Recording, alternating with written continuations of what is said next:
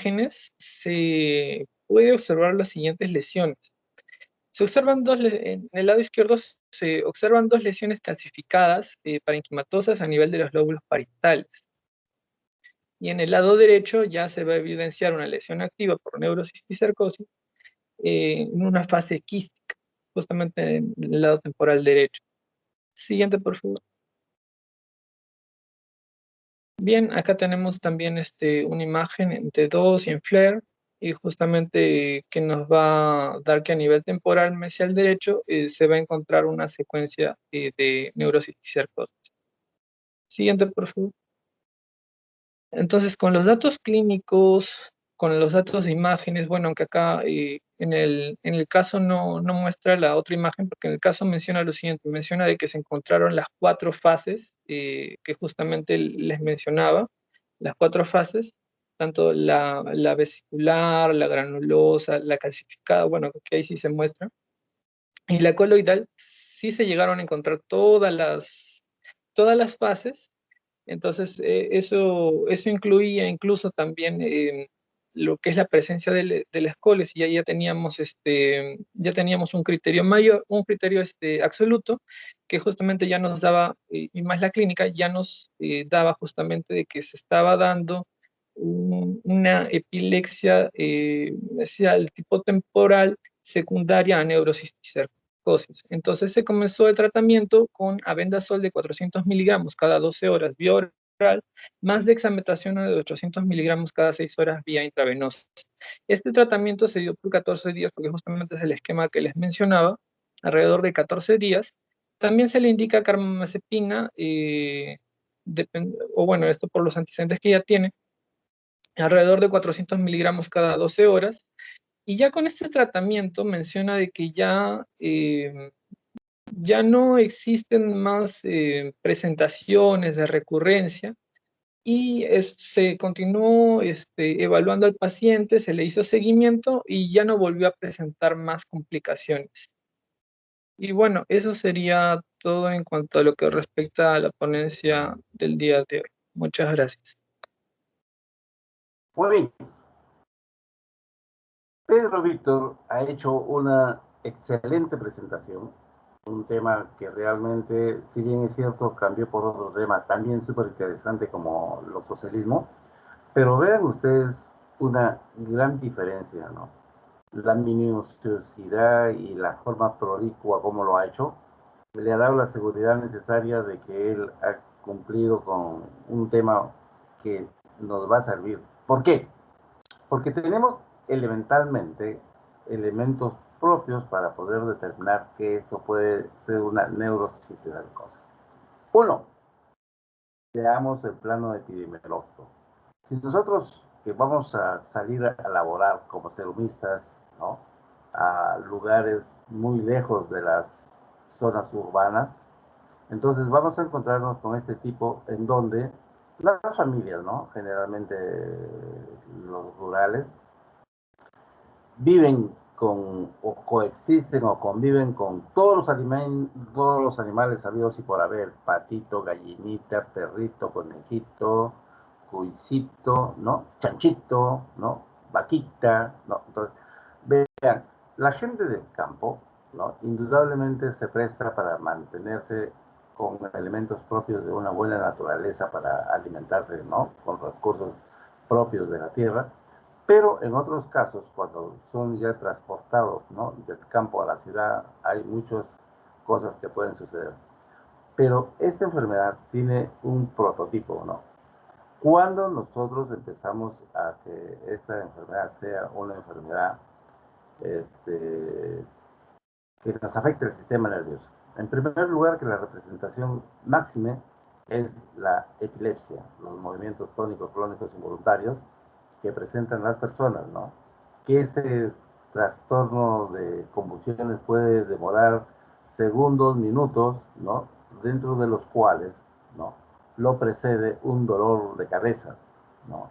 Pasada la secuela produce una sensación de atontamiento, ¿no?, una confusión, ¿no?, una amnesia, ¿no?, que uno no se acuerda, que, ¿no?, le pasa la crisis epiléptica. ¿Y qué pasó, no? Entonces, en conciencia de eso, a pesar de haber tenido relajación de esfínteres, ¿no? Pérdida de la conciencia, ¿no? Que es transitoria, ¿no? Lógicamente que tiene que predominar ese antecedente. Ahora, más todavía, si queremos tener más conciencia de que la enfermedad es nata, ustedes se acordarán que aquí cerca de Lima hay un sitio que se llama Lurín, ¿no? Y que todo el mundo lo conoce porque los mejores, ¿no? Eh, chicharrones de chancho se comían en Lurín. Ahora resulta que eso pues ya no es tan clásico de ahí porque cada uno tiene su caja china y ya lo hace a su manera, ¿no? Entonces, de tal manera que esto tiene que ver que ese producto, que es el cerdo, lo encontramos en los mercados.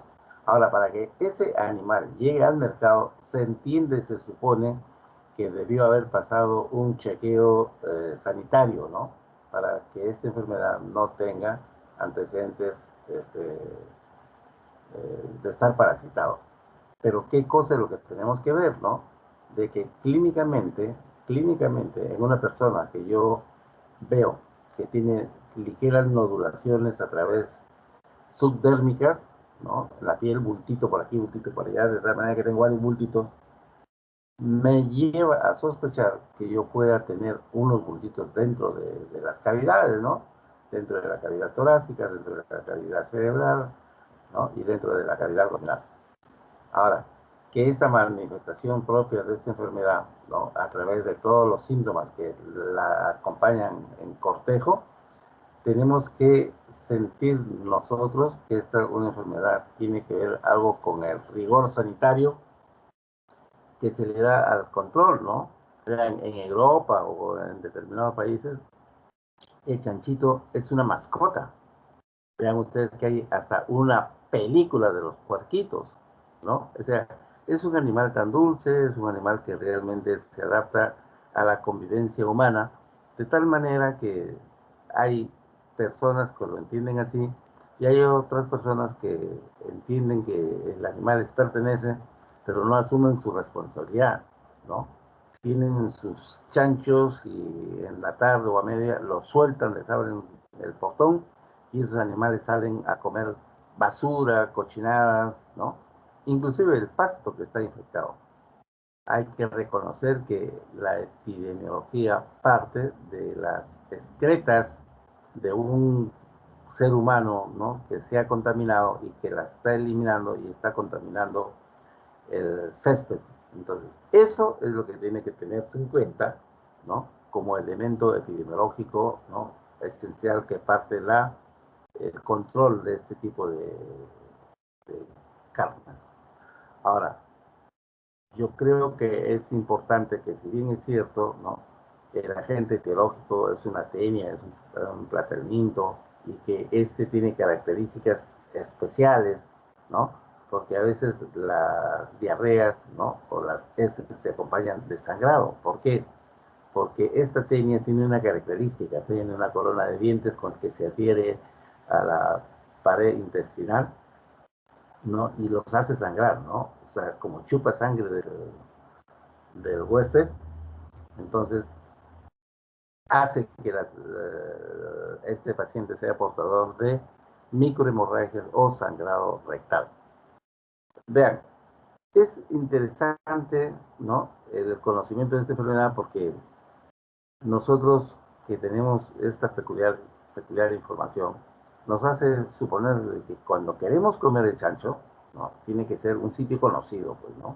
Y lógicamente de que en este sitio que yo les digo, este sitio Lurín, que hasta ahora existe, no sé, en mayor o menor eh, cantidad, pero lógicamente los chanchos que se mataban ahí eran chanchos de corral, que tenían una alimentación apropiada y que permitía pues darnos la seguridad de que el verdadero chancho, ¿no?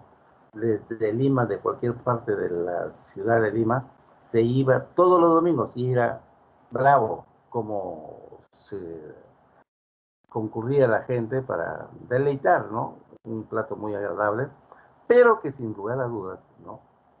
A través de ello, ¿no? La historia misma nos ha demostrado de que el animal bien cuidado da productos bien garantizados, ¿no? Y aquel que no produce esto, que come en basurales, lógicamente que va a tener un riesgo ponderado. Entonces, esto ha hecho de que definitivamente, ¿no? Es una enfermedad que, si bien es cierto, yo les decía de que el estigma es la epilepsia, los movimientos tónico-clónicos, pero tenemos que también saber que lo que hay ahí de por medio es esencialmente la presencia de ciertos parásitos que, ingeridos a través del ser humano, ¿no? Hace una parte en el ciclo biológico del chancho, y nosotros nos comemos el chancho que está infectado, y lógicamente que en la forma larvaria este parásito llega al torrente circulatorio, y el torrente circulatorio lo deposita a nivel del hígado, a nivel del corazón, a nivel del pulmón, inclusive a nivel del cerebro. Entonces, si es una enfermedad eminentemente que se caracteriza, como decíamos, por epilepsia, entonces tenemos que abocar que algo hay ahí en ese cerebro, ¿no? Entonces, cuando hay algo que ocupa espacio, hincha la célula del cerebro y va quitando el espacio y va produciendo una irritación del parénquima cerebral. Entonces, cuando vemos que hay una tumoración que está creciendo, o hay varias tumoraciones que van creciendo, lógicamente llama la atención, y este paciente, en la medida, ¿no?, de que demuestre su clínica, ¿no?, frecuentemente lesiones, actitudes epilépticas, entonces lo primero que tiene que hacer el médico es mandarle no una radiografía, sino una tomografía, y como muy bien lo decía Pedro Víctor, ¿no?, una resonancia magnética que delimita mejor, ¿no?, la presencia de estas estructuras dentro del parénquima cerebral. Ahora, pueden estar dentro del cerebro o pueden estar a la periferia del cerebro, ¿no? La fase aguda de la enfermedad casi pasa inadvertidamente en una forma asintomática. Y vean cómo se traduce en el caso clínico. Una mujer de 48 años, ¿no?, hace estos cuadros, ¿no?, teniendo una actividad diferente, una cocinera, que posiblemente se comía una presita de lo que cocinaba, y eso le tocó contaminado, y eso le generó la enfermedad. Entonces, eso es lo que nosotros tenemos que aprender a definir claramente en este tipo de patologías. Patología propiamente que tenemos que saberla entender y valorar, porque nos va a enseñar, ¿no?, a tratarla. Entonces, ¿qué cosa es lo primero que tenemos que hacer frente a este hecho que todavía no está determinado por la resonancia magnética? Tenemos que darle un antiepilético, como la carbamazepina. Entonces, este producto aliviará, desinflamará el parénquima y ayudará a mejorar las condiciones en que este paciente tiene que ir definitivamente mejorando, ¿no? Ahora, es cierto que como esta enfermedad es causada por un parásito, se le dará un antiparasitario, como es el albendazol y el trazikoran 3. Entonces, esto nos pone expeditos de que si esto relativamente no mejora clínicamente, este paciente tendría que ser, a través de la demostración de la resonancia magnética, la presencia de cuántos, ¿no?, quistes está presentando este paciente, ¿no? Vamos a suponer que es un quiste único, ¿no? Entonces, este quiste único tendrá que ser evaluado quirúrgicamente y puede ser sacado, extraído. Pero si encontramos, a través del estudio de la resonancia, que tiene 50 o tiene 20 quistes, ¿no?, por este cerco, la cosa va a ser un poco difícil, ¿no? Tendrá que ser clínica, ¿no? Y sintomáticamente este paciente tendrá que ir mejorando a través del tiempo. Ahora, esos son elementos necesarios de convicción que uno tiene que tener para poder llegar al tratamiento, ¿no? Entonces, yo no le puedo ofrecer a un paciente que tiene 10 o 5 quistes, ¿no?, en el cerebro. No le voy a decir, bueno, de este le voy a sacar el mayor, el más grande, ¿no? Puede ser, pero señora, yo le voy a seguir dando su albendazol para que tenga esto, o su praziquantel. Entonces, eso hace que el caso se vuelva un poco complejo y difícil, ¿no? de evacuar y tratar. Entonces, si no podemos hacerlo quirúrgicamente porque es una masa quística y si no responde, ¿no? Entonces será un paciente que nos dará un mal pronóstico y no lo podremos manejar definitivamente. Muy bien, como fue interesante la presentación, no lo quise interrumpir a Víctor Pedro, pero creo que nos ha enseñado muy buenas cosas que ustedes deben haber asimilado. ¿Ya? Yanela, nos tomamos 5 minutos, tomamos nuestro vasito de agua, estiramos nuestros pies y volvemos. 5 minutos, por favor. Está bien, doctor. Gracias.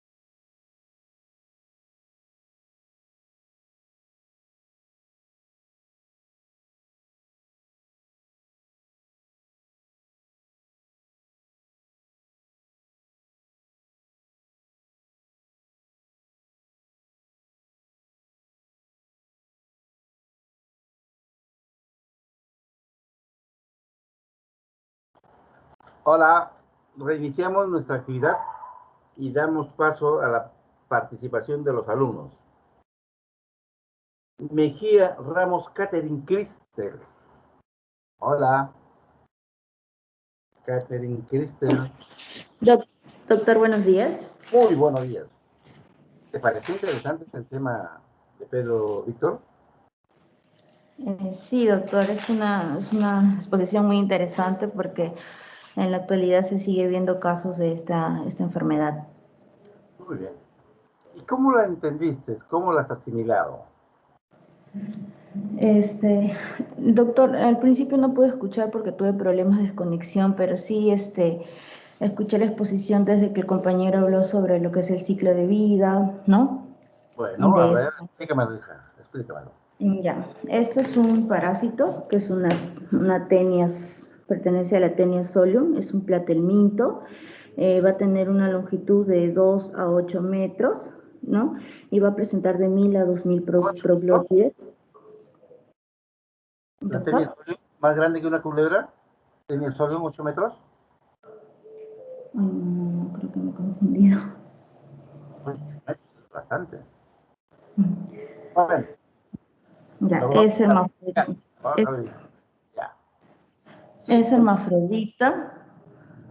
Es hermafrodita. Esta va, se va a alojar en el cerdo, estos huevos de la Tenia solium, sobre todo en el músculo estriado, y el humano va a consumir esta carne, se va a contaminar con los cisticercos y va a desarrollar lo que es la tenia adulta. ¿Aló? Sí, te escucho, hija, yo te escucho. Sí, eso es, bueno, más que todo cómo es el ciclo de vida del neurocisticerco. También mencionó por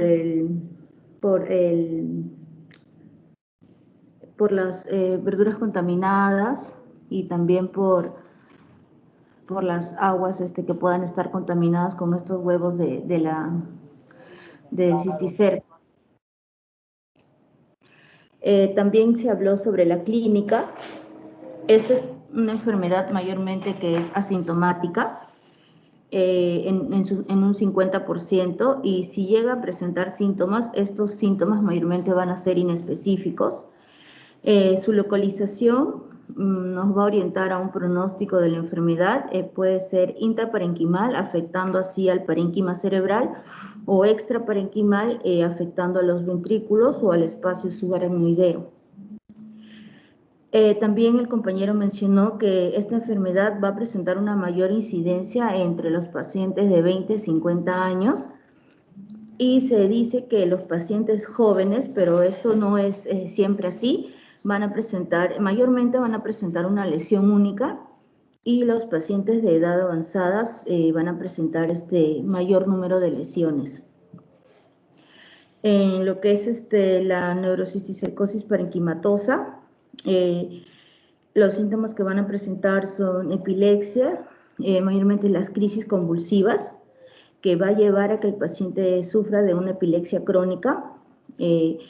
Estas epilepsias va a ser más frecuente cuando esta enfermedad esté en fase granulosa y coloidal.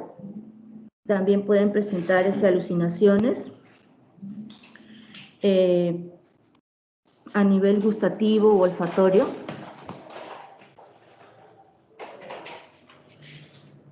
¿Qué más anoté?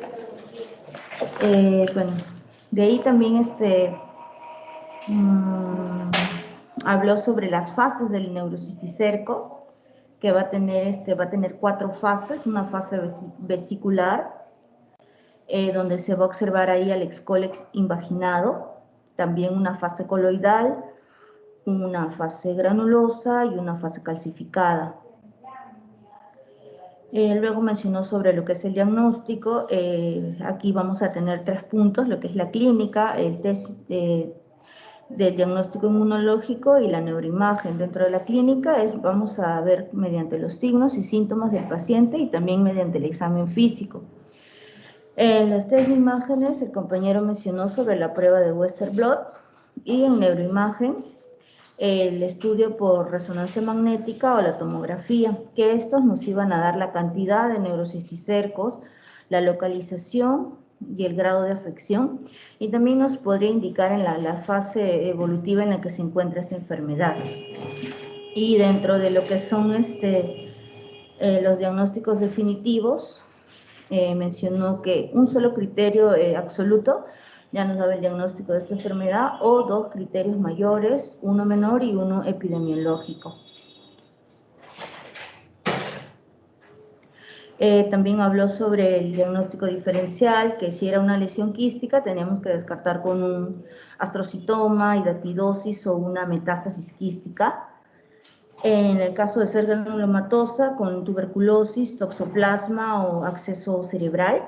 Y en el caso de ya presentar calcificaciones, la toxoplasmosis o el citomegalovirus.